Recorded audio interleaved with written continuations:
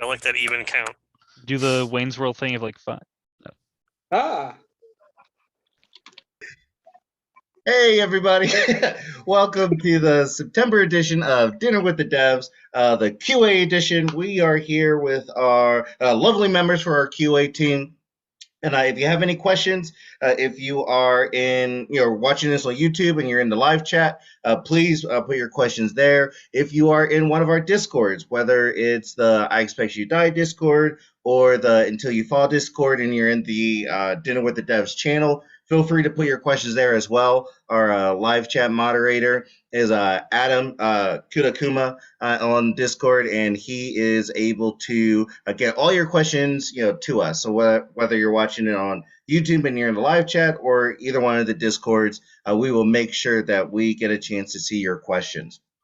So with that in mind, we have a question at the end that I will ask our QA team members. What are some of the fun, weird, interesting, even glitches in different games that you have tested, whether in Schell games or otherwise, that you found?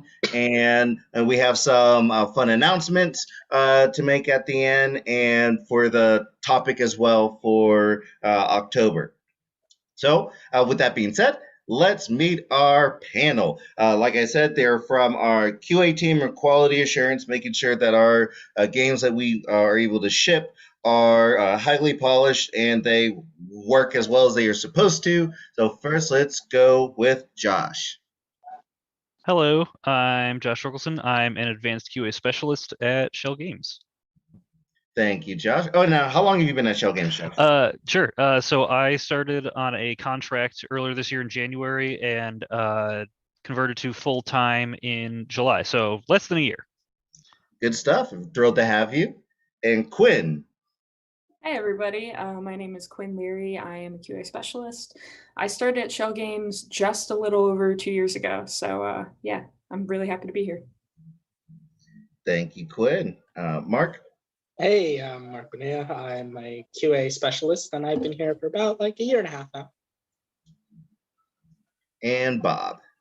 Hey, I'm Bob Jones. I am the senior QA manager here at Schell Games. I've been here for about 7 years now.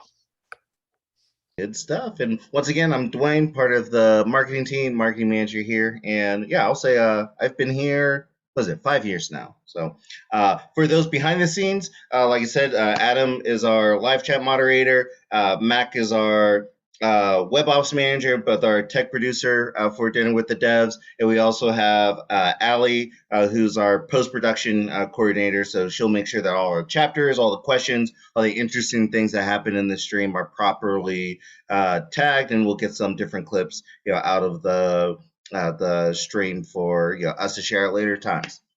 So one thing I want to get started with, whenever we talk about QA, whenever we talk about game testing, whenever we talk about getting a game, ready for the public, there are a lot of different considerations or what people think, QA specialists and QA, team members do. So how do you guys describe it? When somebody asks you, what do you do? How do you guys describe what you do?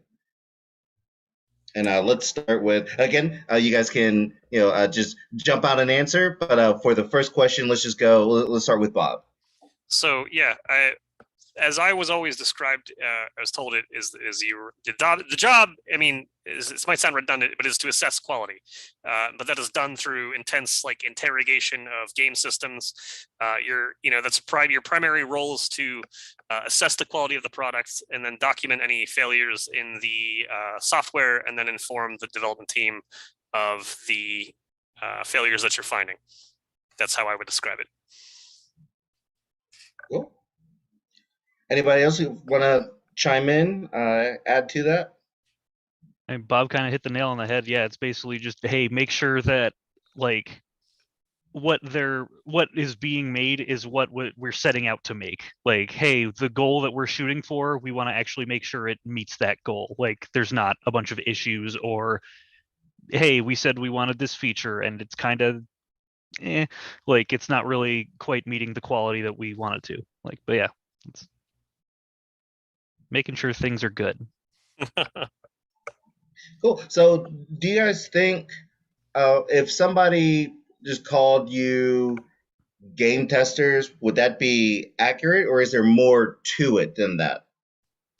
I've always felt that there's more to it than that. I think that game tester is a fairly broad term that can kind of apply to play testing or like feedback to design that isn't necessarily like specific systems interrogation, or like a lot of testing quality assurance does is you're usually informed by the development team or whoever of like how a specific system is supposed to work.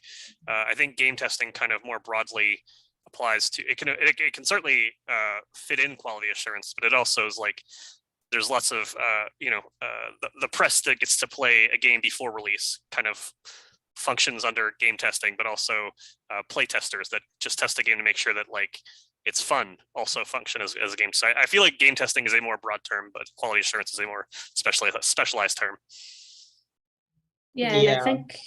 Oh, I'm sorry, Marc. Oh, go ahead, Gwen. All right, thank you. Yeah, I guess to add on to that, I feel like game tester sort of, maybe it's just me, but I feel like it kind of underrates the communication aspect of the job, which I feel like is really important to me. Like, I think quality assurance in my head covers also the work that I feel like we all do at Schell Games to kind of ensure the quality of the team as well, and kind of make sure that everybody feels like the games are in good hands. So yeah, I prefer quality assurance for sure. Yeah, it's definitely an exercise, and like you said earlier, what Bob said earlier about like the intent of the team and what they're making and what we're setting out to make. It's kind of a balancing act between like the function of how the game is performing when it's in our hands and also the intent of the team. And it's very much an informed, focused style of testing rather than just overall, is it fun or, do we like this? It's more of like guiding the intent to the place where we wanted it to be. So yeah, like Marc said, it's focused in a way that like play testing and stuff is not. Like it's it's focused. Like it's not so much playing the game as it is working on it. Like it's like if you're playing a game, you're just like, hey, start to finish. But like a lot of times it's like, hey, you're gonna drill down on this one area. You're not just playing the game. You are assuring the quality.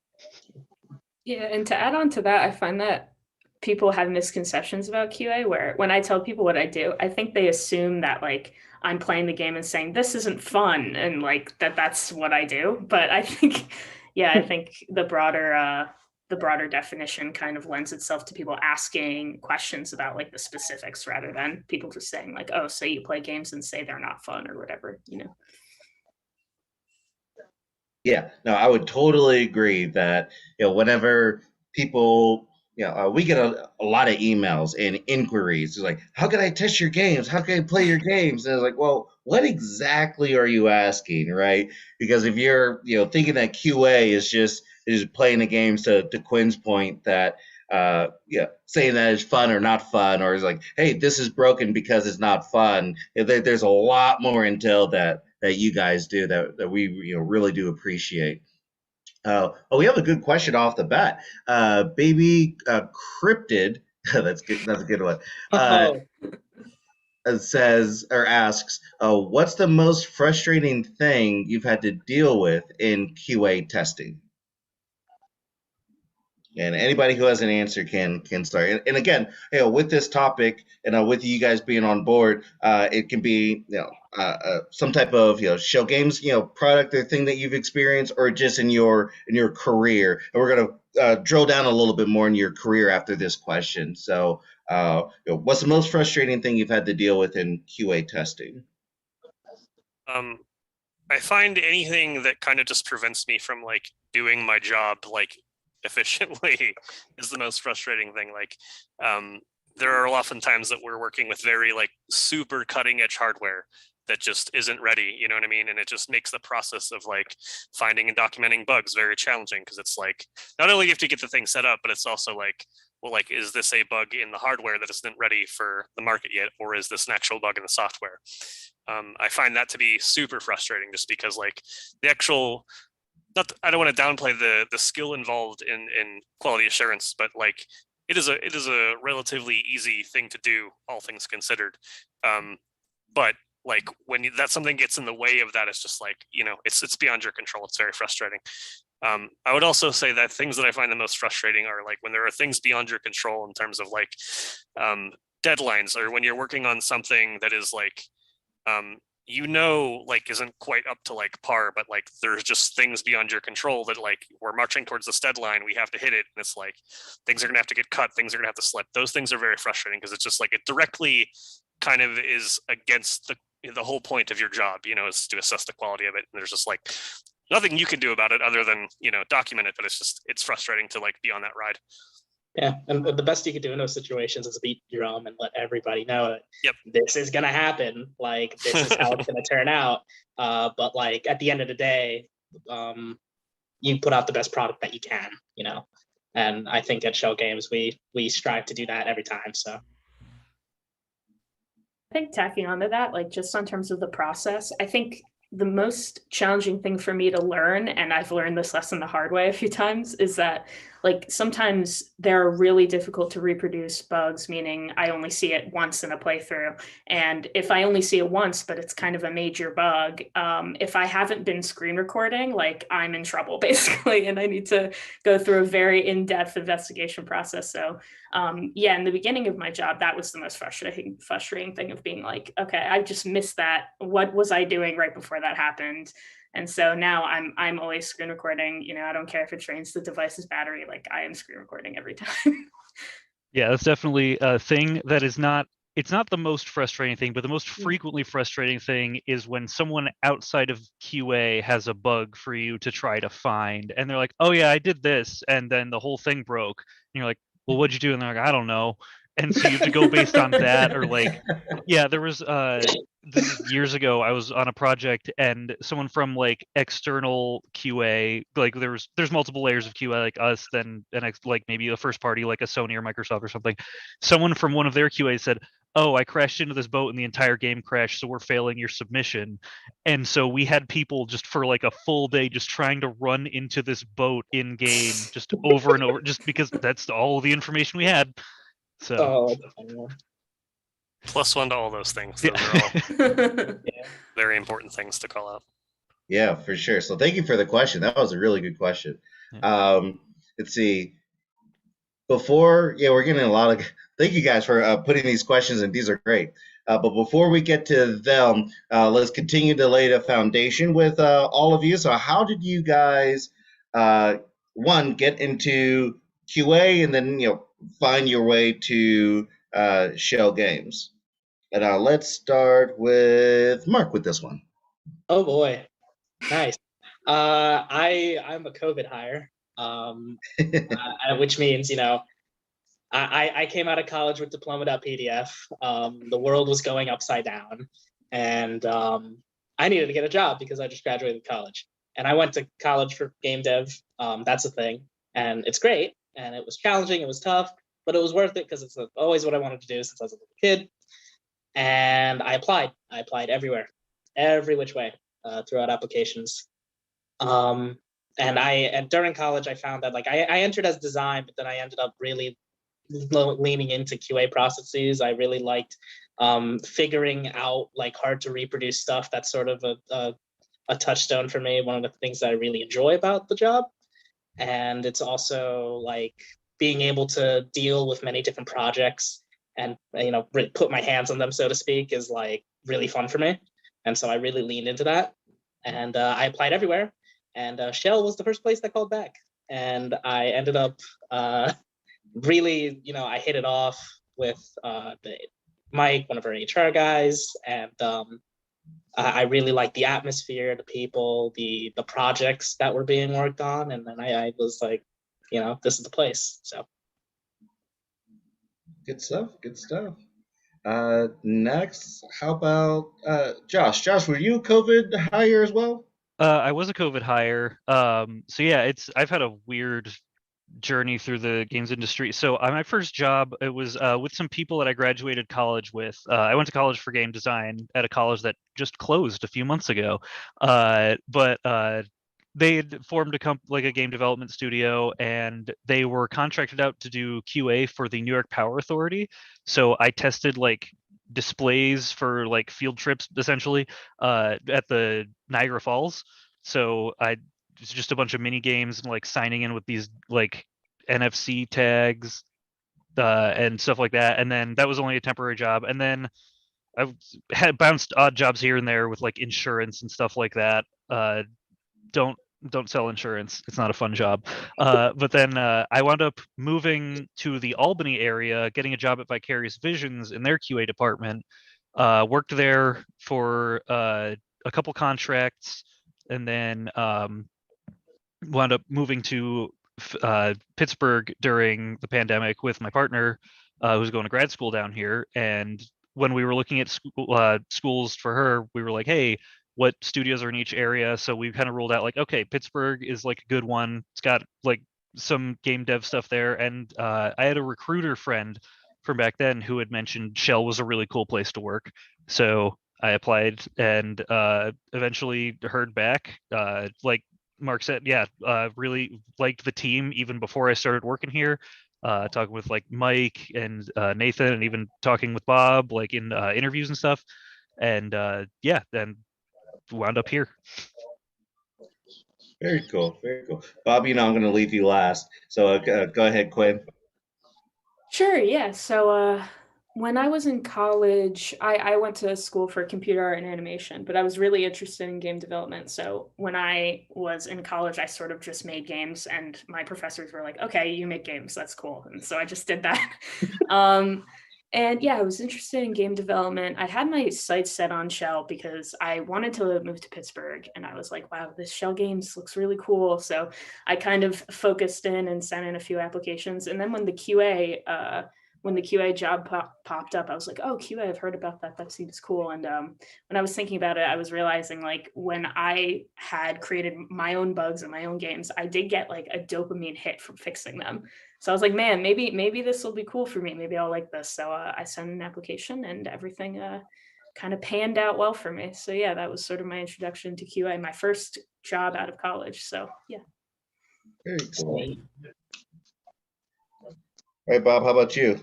How'd you make it here, and how'd you get to QA? Yeah, my story isn't quite as awesome as everybody else's, but like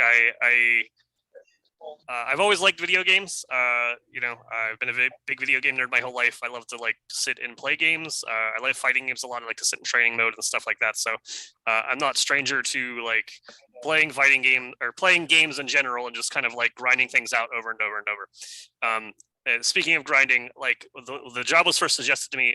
I was at my house, and my neighbor, I lived in a duplex at the time, and my neighbor was an art director here at Schell Games. And they came over, and they saw me playing Final Fantasy XI, and they're like, hey, did you ever think about doing QA? And I was like, yeah, I've thought about it, but it's like, I didn't know this place existed. I didn't know anything about it. And then like, as soon as I like looked it up, I was like, oh my God, this is perfect. I gotta make this work. So I applied. There fortuitously happened to be a QA position open at the time. And I applied and I interviewed, and I think the interview went really well, but I didn't get hired.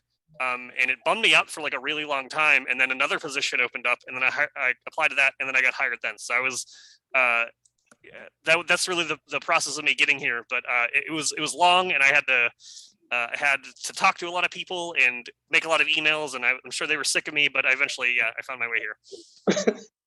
But you were persistent, and that takes, yes. that's part of the whole QA process For there. sure. So. And another lesson to take out of that is you don't have to go to college for games to work in the industry. That is not required. Like the three of us happen to have. Bob did not, and he's our boss. So yeah, look at that. Was it worth it? Well, actually, Josh, that was a really good segue. So the next question I had of part of this little segment of if a student wanted to get into some type of QA position, what tips would you give them? And that's really one of them. Like Bob had a passion for games, but not necessarily having to go to get a degree in game design or game development, but he had a lot of the personality traits that makes him very successful, right? So what are some other tips that you guys can give students or people who are looking to switch careers to get into the game development field and QA in particular. Yeah, I guess since I nailed that segue, I'll go first. Yeah, I mean, having a critical mind is a really important part of it. Like being able to not just critique, but look for things that might be wrong, things that you wouldn't normally look for. Like a big part of like good QA is not playing or testing how you would normally do it. So like when I was testing like the New York Power Authority stuff, I was just like, I'm going to play this like a kid and just treat this equipment like garbage. That's not to say I broke anything, but just like don't like be able to think outside of your own head. Just apply critical thinking. Yeah. Communicating. People sell the hard skills a lot when people want to go into game dev. Like, you need code. You need to do art. Like, you need all these things. But like, one of the things that no one ever tells you is like communication skills, and for QA especially, because we have to, like, as Josh said before, it's when someone comes to you with a bug and it's like, well, what were you doing? And it's like, well, I don't know, and they can't give you like solid steps. Like, that's what we have to do. We have to give people steps on how to reproduce it, where we found it, what conditions it was in, and being able to like document all of that, communicate it really well and succinctly is it's invaluable. Yeah, and I just going off of that, I think just in terms of a resume builder, I think just surround yourself with games. Like either, play a lot of games, or, if you're a student or if you're not a student, go and get involved in game jams. Even if you're not really like a developer or a coder, they're always looking, those teams for those weekend game jams, they're always looking for somebody to either, I don't know, test the game or do some art or whatever. I think getting involved in the process and seeing how a development cycle happens will give you some experience to apply to how it happens at a larger studio. For sure. I agree with all those things. I think that more practically, I would say like especially now because there's a lot of remote positions open, I think there's a lot of like for hire QA places out there that just do QA. And like, I don't, those aren't the best places to work, but I think that in terms of like, if you want to get into the games industry, getting your foot in the door at QA is a really good stepping stone, and like having that experience somewhere will help you get to where you want to go. So like lots of people will apply for QA, but if you have actual QA experience somewhere, it makes it much easier. It will get you much further in the interview process if you're familiar with like the bug writing standard. And to dovetail off of what Josh was talking about, I think that thinking critically about it is super important. I try to approach everything like it's the scientific method, like it's just high school. You know what I mean? Like it's just hypothesis, testing, and then results. Like it's just, that's all it is. So that would be my suggestions. Good stuff. Yeah, you guys hit both. I was going to talk about personal characteristics as well, but you guys kind of rolled that into it. So thank you for doing that. We do have a question from Haley from YouTube. Thank you, Haley, for tuning in. And I think this is to Josh. Did you end up fixing the thing with the boat? That's a good question. We couldn't reproduce it. Like there was this one poor tester, Nancy, who had to test that thing for like a full shift, just 8 hours of just restarting this level, running into this boat. It was I want to say Crash 3, Crash Bandicoot 3. But yeah, she could not reproduce this bug. None of us could, and we just couldn't figure it out. So it might have shipped. I haven't seen anyone say anything about it online. So maybe it was once in a lifetime thing. All right, there we go. So Haley, the answer is maybe, maybe not. Super satisfied. Yeah, I guess. No, get lots of closure on that one. Yeah, that's right. Let's see. If you want to try and reproduce it, go for it. Load up Crash Insane Trilogy. It's one of the boat jet ski levels. Just run into one of the boats with the guy rowing on it. See if you can do it. So funny. See, we will get into this a little bit later, but Agent Blue Fox from the I Expect You Die Discord asks, have you ever found a bug while testing that made you laugh? It doesn't have to be I Expect You to Die specific, but any game or QA experience that you guys have had. Y'all remember the Until You Fall pacifism bug? That was Yeah, funny. one more time. I'm sorry, Marc. The Until You Fall pacifism bug was Yes. hilarious. That one was That a real cracked me pain up to every time. hunt down. Yeah. Yeah. Yeah. So- I don't. Does anybody want to explain that? I found the repro steps. Yeah, go for it, dude. Yeah, do it. It was when you're playing Until You Fall, there was this weird bug that we had in like a certain point of development where you would load into a level. Like I think like you were dashing into a level or something. I forget exactly how you managed to get it every time, but we ended up finding the repro steps. But it's basically you would load into a level super fast, and you would walk up to the enemies and they wouldn't attack you. Like there's supposed to be like this horde of like, knights and all these enemies coming at you with weapons. But no, they were super friendly. They just stood there. We made some good conversation, it was great. Actually, when you approached them, they actually walked away from you timidly as well, which was hysterical. They were like really shy. Yeah, like the big guard knight dude, like he would just kind of just walk back and be like, "Oh no, I'm personal space," Yeah, hey guys, this is COVID. Social like 6 distancing. feet. Yeah, that's right. Social distancing and Until You Fall. It was really funny. Okay, so that's why you call it the pacifism bug. Oh, that's really funny. Yeah. They turned over a new leaf. Yeah, that's right. Yeah, it's like, you know what? Maybe this fighting thing is not a thing. Yeah. Oh, that's funny. Yeah. Any others you guys want to share? I mean, Josh, there had to be someone. I feel like there was a ton on Expect You to Die too, with like the drill and like the bananas. Oh yeah, no, there's one we actually intentionally left in. I'm sure I can say that. Yeah, we there was once you have unlocked all the souvenirs, if you put the banana into the crossbow and take a bite out of it, the crossbow, I think in the bug it was described as behaves erratically. But yeah, no, the crossbow will do some thing. The physics just completely break. And it stops behaving like a real object. I don't want to say exactly what it does because I think it's something that's fun to see firsthand. But I remember seeing in like the Discord, like in the bugs channel, someone mentioned like, "Oh, when you do this," and I just saw it and I'm like, we just it was really late in the game, and it was like, hey, because another thing with QA is you'll see a lot of bugs go by that are like, if we try and fix this, it might break other things, so we have to let it go. But that one, I believe, was intentional. We're like, no, this is funny.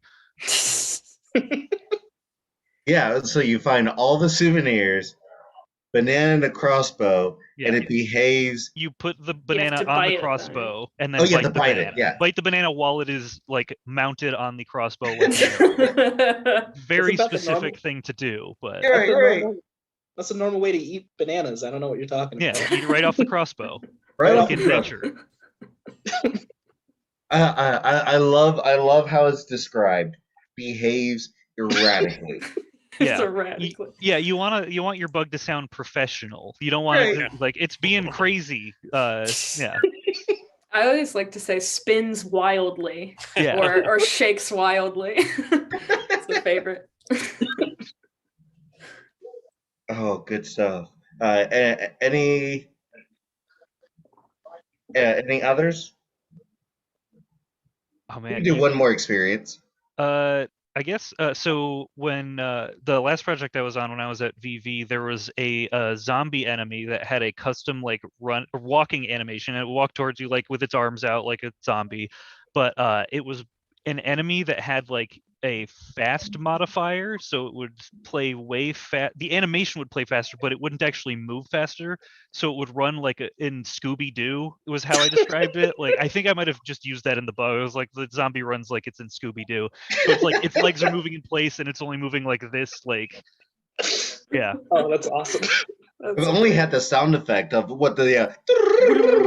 That's the exact. I think we might have edited a video with that in there. Oh man, that's awesome. Oh, that's good. Let's see. Let's You have some questions. Keep them coming, but we'll keep going on. So for those who are looking to get into QA, or for those learning about what exactly a professional QA team would do, what interesting details could you share about the team organization, or how the QA specialists work together on a particular game, or on a different games? Because for Schell games, like, we work on usually it's 6 or 8 to 10 experiences, but with some of the bigger projects that we've had recently, we're down to like 6 to 8 experiences at a time. What types of team management or details about working on different games at a time could you share with the game community, or with game producers, or Bob, to your point, going to different companies that are like just like we do QA? What are some details or things that you've learned that could improve that type of experience? I know I mentioned Bob, name I was first, gonna say but that anybody that's a very can jump Bob in. question. Yeah. But like, Bob, if you don't have an answer ready, I could. You maybe- can go for it. Yeah, if you have Oh, yeah. something ready queued up. I think it's important to like value yourself in QA, because there's not necessarily like talking down towards QA, but like in a bigger company, you can kind of get lost in the shuffle, like especially if they're heavily dependent on contracts. You might feel kind of expendable. I think it's important to remember that like what you're doing is actually an important job. Like, you are the last line of defense for the end user, to make sure that they enjoy it, like what you're working on. So I think, yeah, just make sure you value yourself, and don't necessarily let that aspect of it get to you. Like, if you are working in QA or looking to get into it, like, a lot of people view it as like a stepping stone job, or like like it's not a super hard job most of the time, but like some people might kind of look down at that. But like, for some people, it doesn't have to be a stepping stone job. And the people who treat it as such when they do it tend to not last in the role.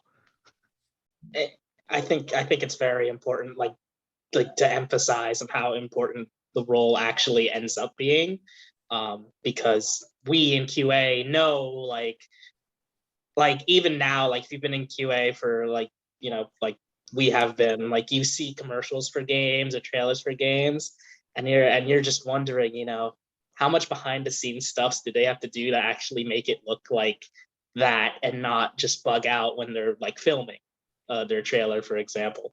And like Josh said, we're like the last line of defense between the developer and the consumers. And so we're the ones. Wow, my camera just went. we are the ones, basically, like, we are making sure that when the product comes out, it comes out like the development team and the studio like wants it to be. And we want to, like, we're the ones who really make sure that vision ultimately comes across as smoothly as possible to the consumer. So I think that's just a really important role. And those who have good QA, games that have good QA, come out a lot better than games that don't. So Yeah, I think I'd like to touch on two of those points. What Josh said, you definitely need to like advocate for yourself and respect yourself when in the role at certain places, because it is easy to get lost in the shuffle. But I also think that it's very important to kind of be tactful in how you communicate the things that you're finding to developers. Everybody reacts differently to things.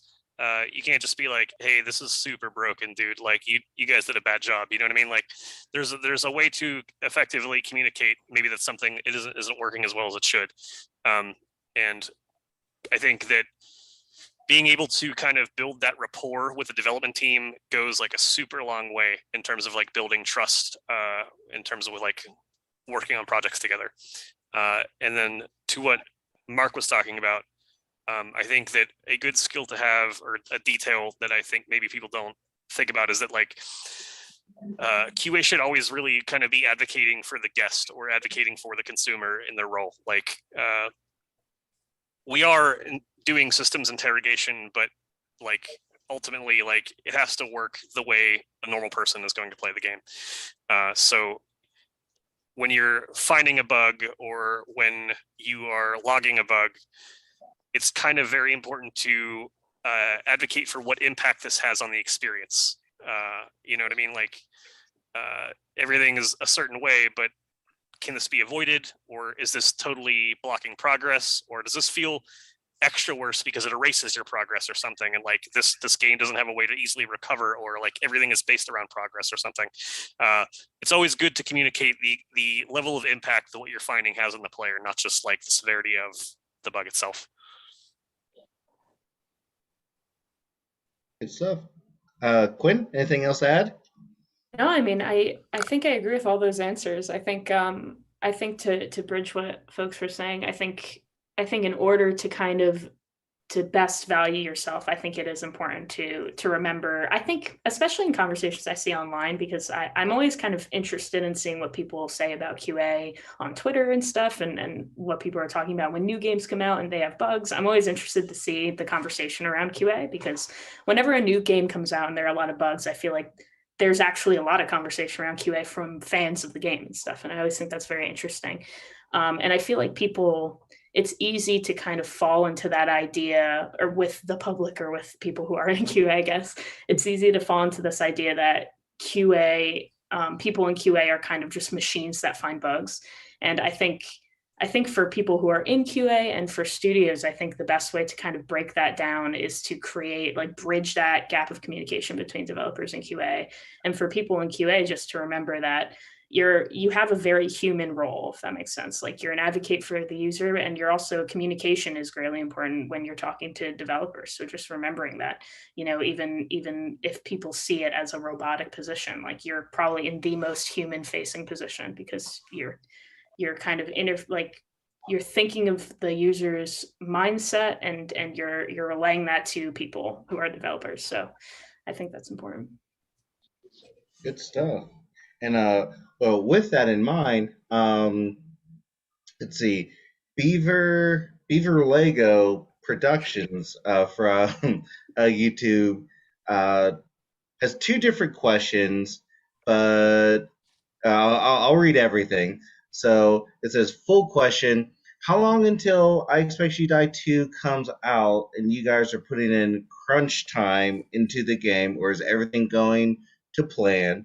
And summed up question: do you guys crunch, and is there a QA crunch experience? So let me start this out, that we really try for the studio to be a anti-crunch culture, that QA is planned into the game's development, that once the game reaches, you guys might be able to explain this better than I do, but after the game reaches, content polish, and then they start, kind of optimizing, then it goes into QA, and there's a specific time there. So there's not a real, what you were talking about, Bob, earlier, that, there's a timeline. There's a frame that we're slated for QA, and that's it. Like, this is when the game's shipping, and there's not going to be any crunch, because this is what we had aligned to it. So if you guys can speak a little bit to that for that question. Yeah, I mean, I think you answered it pretty succinctly. We advocate strongly for not crunching here. I've worked here for 7 years, and I've only ever had to work on the weekend once. And that was a client project very early on in our studio's kind of growth.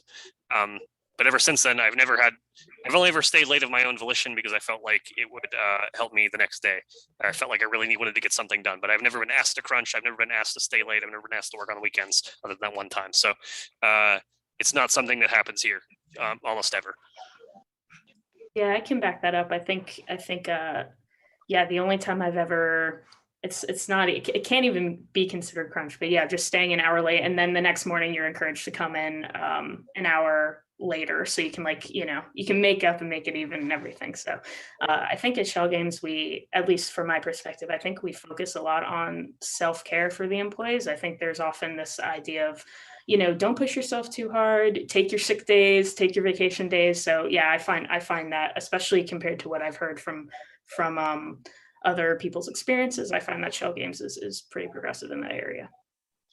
A little planning early on goes a long way, and I think Schell does that really well, because like everything's all planned out. It's not like there's a project that's going on and QA doesn't know about it, and then they dump it on us, and then they give us a release date, and then we have to do all of this testing to make sure it comes out by the release date, or yada yada yada. It doesn't really happen, because it would just be to the detriment of everyone in the studio. So like things are planned out really well. Schedules and ideas are communicated like all the time throughout any project. And whether that's going for like, at least in the time that I've been here, like whether that's for like client projects or like our own stuff, like it's all the same type of schedule and like discipline when it comes to keeping things on schedule and making sure that we never have to be in the situation to crunch in the first place. Yeah, I came from AAA before this, so I definitely have crunched before, and it was actually a big reason that I found Schell appealing to work at before I started. I was one of my interviews was with the head of production, and production sets deadlines. They schedule all this stuff out. So I was talking to him, and I was just and at that job at the time I was crunching. So it's like, hey, I'm taking a couple hours to do these interviews and stuff, but it's like I'm coming off of a 50+ hour work week, and there are people who have been doing more than that on the project I was on, and it's rough. It's bad for your mental health. It's just bad. Crunch is bad. It's really awesome that we don't do that here, and we work very hard to keep people's lives balanced. And I think it's an important thing to look for at a job. Like sometimes you don't have a choice. Sometimes you need to take a job, and that, it's hard to kind of push back against it. Sometimes you get voluntary mandatory crunch where it's like, hey, you don't have to do it, but it would be really frowned upon if you didn't stay late these 4 days out of the week. And it's exploitative of you as a person. Like going back to the valuing yourself, it's like, obviously, if your job is at risk, maybe you can't turn down crunch, but like, work towards taking care of yourself. You're more important than the job. It is a job. Good stuff. Yeah, thank you guys for sharing all of that. Let's see. We have a couple other questions. So Val asks, have you ever found a bug that became a feature, kind of like the Mercy super jump in Overwatch? I don't think I have. I don't think I have. I don't. That's a good question. I feel like we have, but I couldn't tell you one right off the top of my head. The banana thing kind of was. Yeah. Hidden feature. I think Until You Fall had like one or two, but I can't. That's specifically what I was thinking of, but I couldn't tell you exactly what they were. I think it was like the projectile thing, Bob, if you remember, like something about cutting the projectiles. There was like yeah. Like you would slash in like the wrong direction, but like you would maybe get it, and that's like not an intended thing, but it was like it felt good. Yeah, like, it felt good to everyone who did it, so it was like, whatever. Like this feels good. It's not intended, but it's not. You still have to like hit the middle somehow, so you didn't have to go directly across. There was a lot of feedback about how difficult projectiles were to deal with in Until You Fall when it was in early access, and I think the team did a lot of work on trying to correct that. But in doing that, they made it so like you didn't have to like necessarily follow the lines And there was a lot of other alternate methods to solve that kind of interaction, such as like stabbing it directly, or not even really just, it didn't really require as much precision. And ultimately, we decided to keep it in just because it favored the player more. And it was something that people had felt strongly about previously. I think I'm remembering now I think I you're remember now and Until You Fall. I don't remember if they ended up fixing this because it's been a while, but I think I saw something with Soul Burn. That's the power where you shoot it and it hits the it's a DOT. Like Yeah. dot damage. Yeah, so I think that power, like when I would throw it, sometimes it would spin around the enemy and then hit them, and I was like, "This is a bug," and everyone was like, "It's kind of cool though, kind of dope." So I think we might have left that one in as well. I remember. I think you're correct. Yeah. Yeah. Oh, that's cool. Yeah, I mean, man, anything that helps defeat those spell weavers. There's yes. such annoying Those guys, creatures. man. Russian dog. Like once you power up, it's like, okay, yeah, they're easy, but they're still just so They're a pain. frustrating. Yeah. Definitely. That's funny.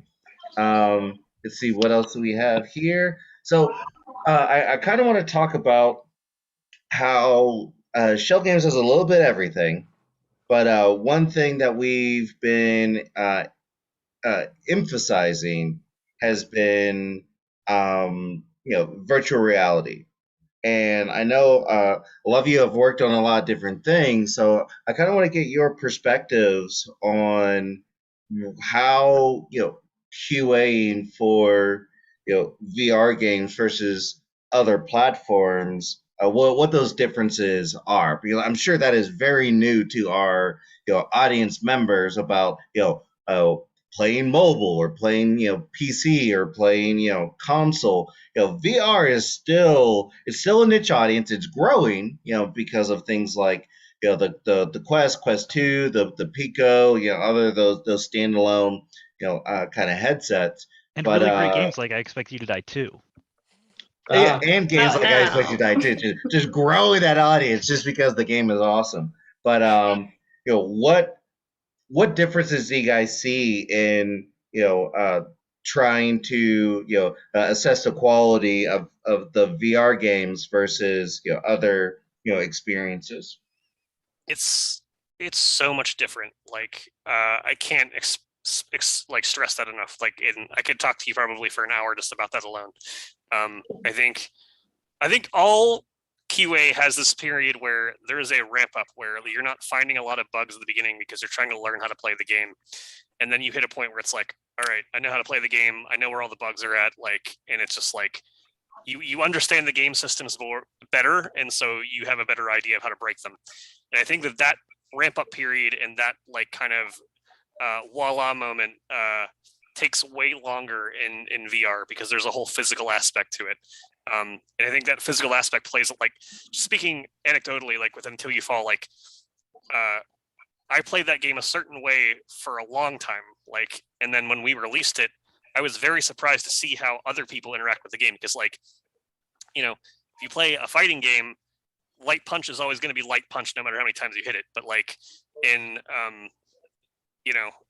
Until You Fall, you can swing your sword any kind of way you want, in any direction you want, as hard as you want, as fast as you want, as many times as you want. And it's just like trying to account for those interactions is very difficult. It's very physically strenuous. And I think that's kind of like the other point is to make, is like the physical strain of like testing VR was not something that I was like prepared for when I officially started testing. Like I started testing like tablet games and PC games when I started working here. And then it was like, I remember we were working on one sword fighting space opera themed game in VR, and like I was trying to beat the last boss in that game, and it was like exceedingly difficult, and I must have spent probably an entire shift, 8 hours straight from one day, like end to end, trying to like beat it, like, and I couldn't, and I like felt like I had been hit by a truck the next day, like every muscle in my body was so sore, and I that would just never happen in any other type of like testing field.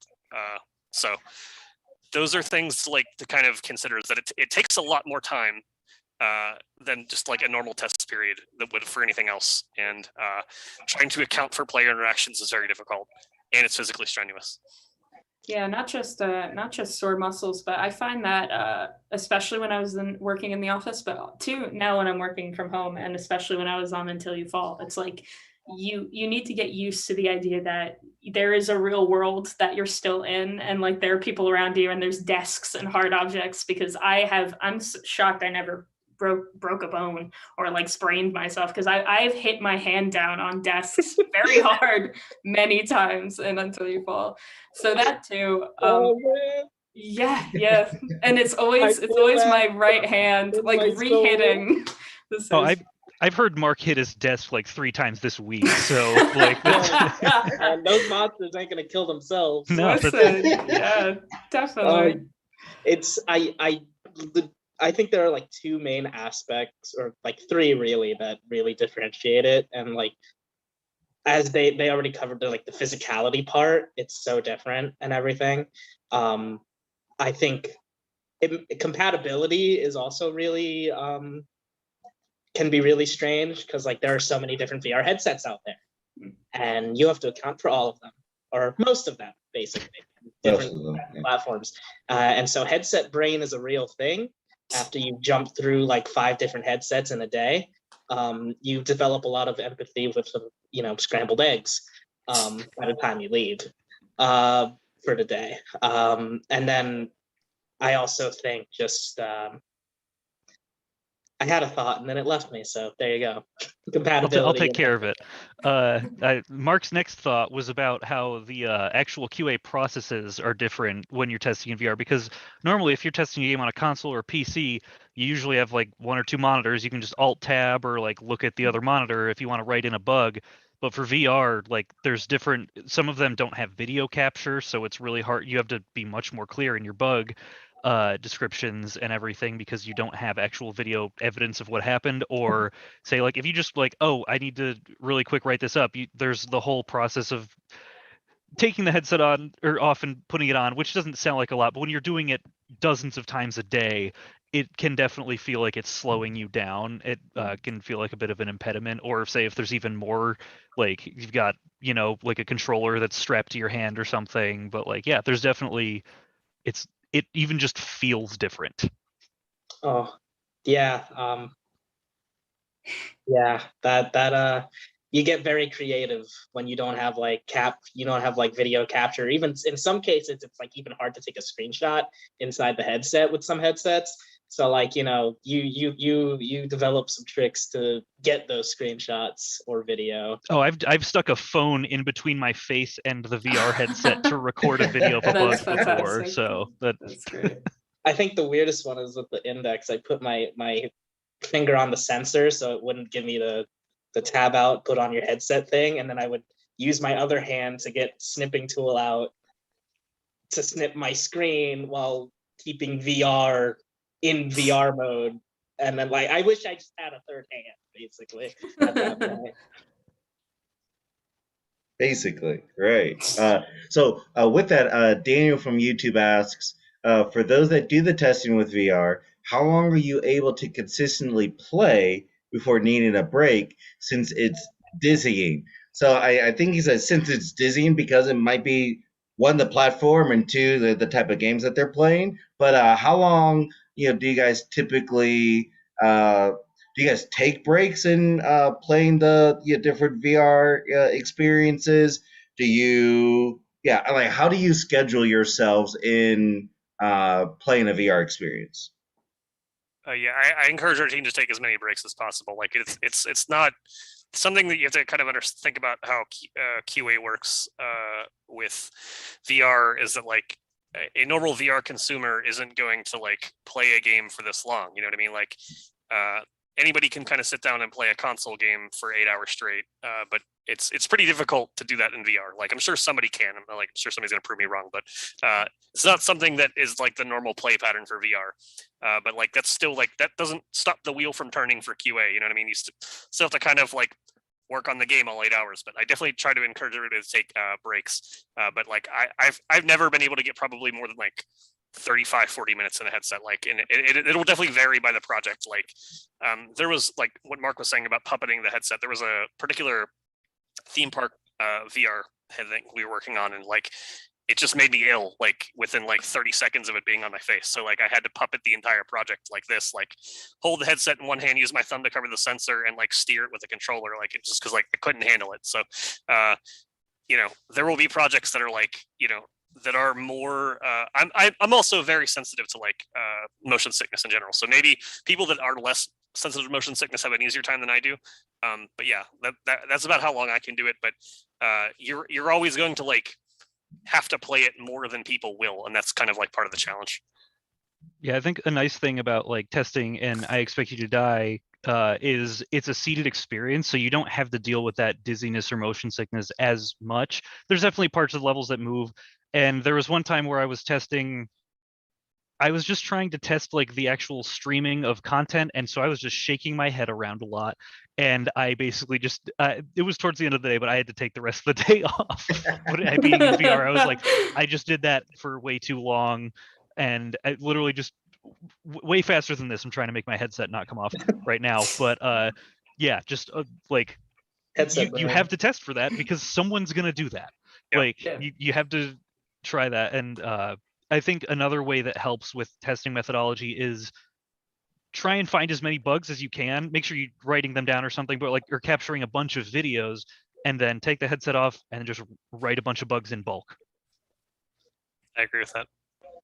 Yeah, I think I have a pretty good tolerance for being in VR. I think when I'm feeling very productive, I can do a couple hours at a time. But I find that sometimes when I do push myself like that, when I take the headset off, I am like a little out of it. Like I'm not dizzy or anything, but I'm sort of spacey. Like I'm like a space cadet or whatever, as they call it. But yeah, I don't know. I feel like I have a pretty good threshold. But I think it's a good point what Bob was saying to like try to recreate the situation that the user is in. So I try not to go for crazy stretches unless I have to, because again, it's not a super common use case.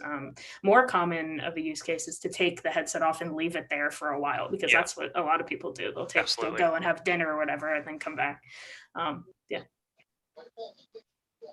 Good stuff. Well, thank you all. Let's see. We have a couple minutes left, so let's see what we have. See, Boy Captain I Captain says, as we all know, I Expect You to Die blew up. A lot of YouTubers played this game, and he sold a lot of copies. We sold a good amount. But my question is, are you satisfied with I Expect You to Die 2's popularity? We're very happy with I Expect You to Die 2 and the sales of it. We released a press release announcement last week that but in just a couple of weeks we went through $1 million worth of revenue for the game, which was very fast for the platforms that we were tracking. So yeah, no, very happy with it.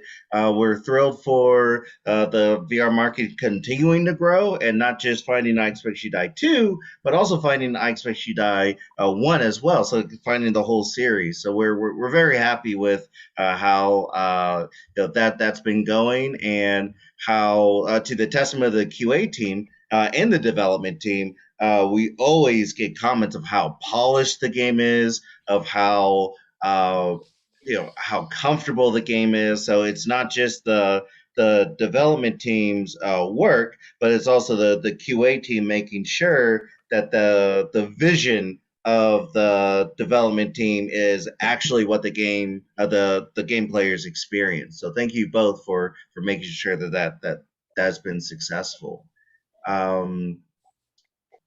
Let's see what else we have. Oh yeah, we can kind of Necrosize kind of asks the question I kind of wanted to end with you guys, and then we'll do our announcements. We have some fun Discord announcements and some event and job announcements. But they ask, and we'll make sure every person answers this one. What's your favorite bug that you've encountered while QA testing? My favorite one is actually an Until You Fall bug I saw forever ago that we did manage to fix. So you can try to find it, but it's not in there. But yeah, we have to test. We have an amount of test cases that we go through with every game, which means basically things that we need to make sure work and check them off. And one of them is make sure the boundaries of the level work. So go across the walls of the whole level, make sure you can't like slip through any cracks. And I was able to get through a crack in one of the levels of Until You Fall and just kind of like go infinitely into space. And I was able to like look at the enemies from behind, and I just loved the ability to like traverse the world of the level and see people from all different angles and stuff. It was fun. I just like that kind of thing.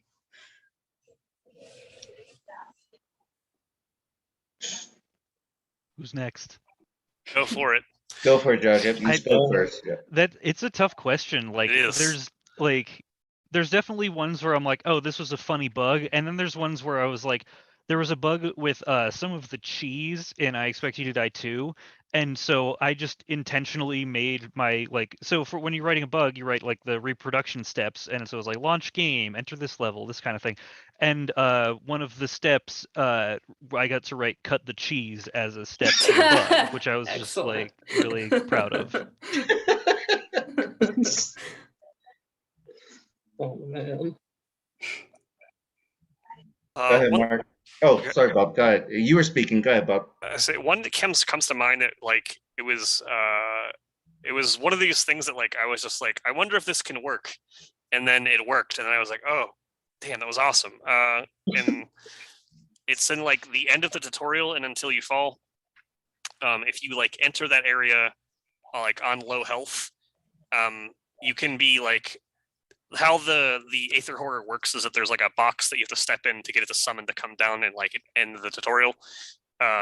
If you and like there's a set amount of knockback on every attack. So like if you the bug was basically if you had like no health left and you got hit by one of the ads in the area and it knocked you into the box, like you would enter the state where like the game was in like the black and white death state, but like it wouldn't kill you, and you could like walk around the level in like this like color washed like Nice.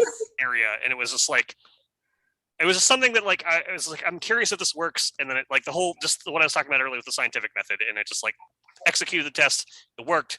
It was like this really weird case, and it like the end result was really funny because you could just stroll around the area, everything was in black and white, everything was still active, and but that one comes to mind. It was always like one that like I don't know if anybody would have ever found it because it's such a weird case, but it was definitely like I don't know. I was proud of it.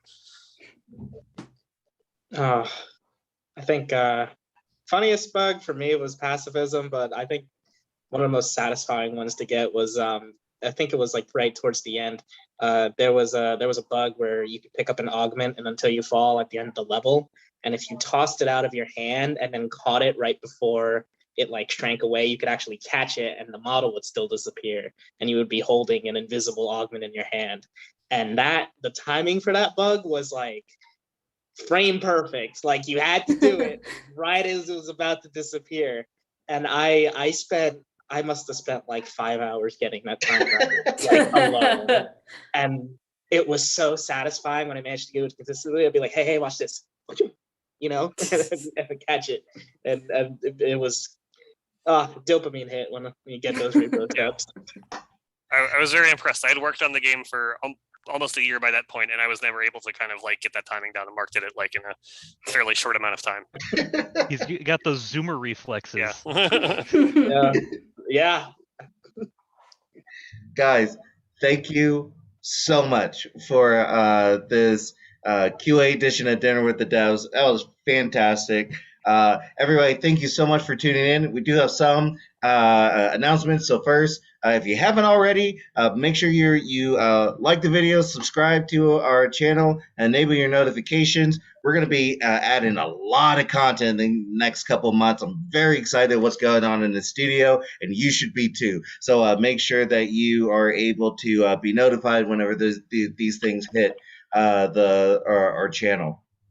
Last month, we talked about I Expect You to Die 2, and we had a ton of questions that we didn't get a chance to answer. Well, we're going to answer them in the I Expect You to Die Discord. We're going to have a Discord stage event where we're going to have many of the I Expect You to Die 2 principals and the engineers and the designers there to talk about and answer the questions about, who would win in a fight, the handler or John Juniper, like all those random questions that you guys are asked. We're going to answer them in our Discord. So if you haven't joined the Discord, please make sure you do so. I'm sure Adam already put that link into the live chat. So make sure you join the Discord so you can see those announcements and when that stage event is going to happen.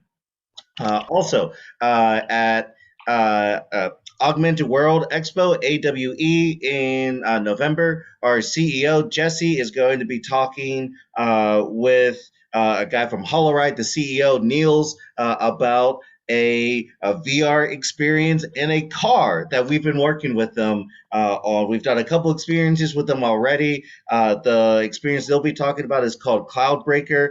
It is amazing. Be sure to try to join that AWE event. Adam, I put the link in our show notes. So if you could share that link to the live chat, that would be awesome as well. Lastly, we talking about jobs. We are hiring. Yes, we are hiring onto the marketing team. We're looking for a marketing specialist to help out with trade show and events, social digital advertising, and influencer marketing, and a little bit in between in terms of evaluation, analysis, and how we move forward and making all those things better. So make sure you go to schellgames.com/careers. If you're interested, or if you know a friend who might be interested in that, share that link to them so they can see what that is about.